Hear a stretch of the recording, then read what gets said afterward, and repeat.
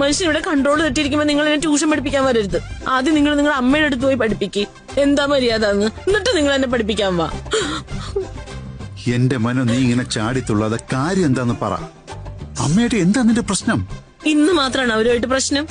ഇന്നും അവർക്ക് എന്നോട് മല്ല് പിടിക്കാനല്ലേ നേരമുള്ളൂ. എന്നിട്ടും ഞാനിതെല്ലാം സഹിച്ച് ക്ഷമിച്ച് നിൽക്കുന്നത് എന്താണെന്നറിയാമോ? I am a family girl.